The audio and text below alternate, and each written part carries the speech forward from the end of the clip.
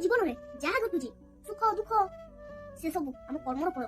ए कुनी पिलाटी मोहर चलंतु शुणा सुंदर कथाटे एते छोट पिलाटी जे निजे ठीक से कथा भी कहि पाउनी किंतु केते सुंदर कथाटी कहूची तांको पाखर छोट हेले कोन बहुत किछि शिखिबार अछि चलंतु शुणिबा।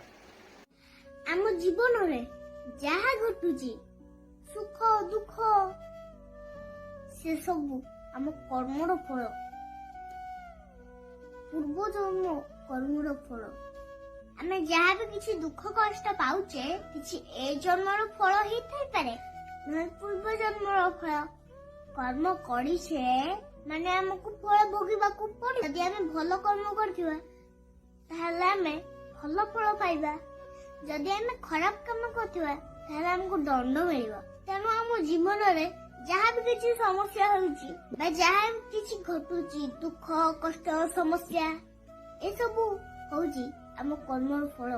आम जो आंब गछ लगे पणस को आशा करवा सेटा हेई परिवानी।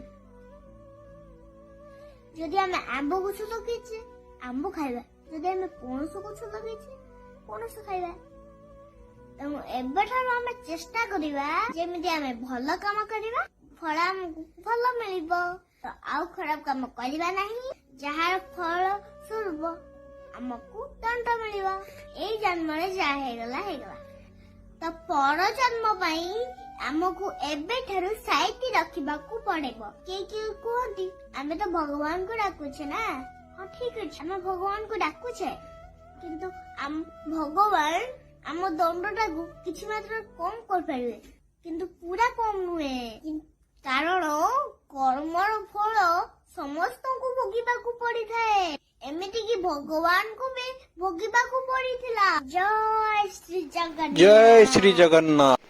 नमस्कार जय जगन्नाथ। कुनी झीर कथाटी को भाई मान को सुंदर लगे तो कमेंट रे जय श्री जगन्नाथ ये झीटी लिखु। मुझे भगवान पाखे प्रार्थना करी बहुत बड़ मनीष भल मनीषटे हो और सर्वप्रथम तांकर बापा मां को हृदय नमस्कार जणाबी। एते छोट पिला को एते सुंदर कथा शिखैछंती एवं तांकर माने पूर्व जन्म सौभाग्य जे बड़ी सुंदर पिलाटे भगवान तांको देछि।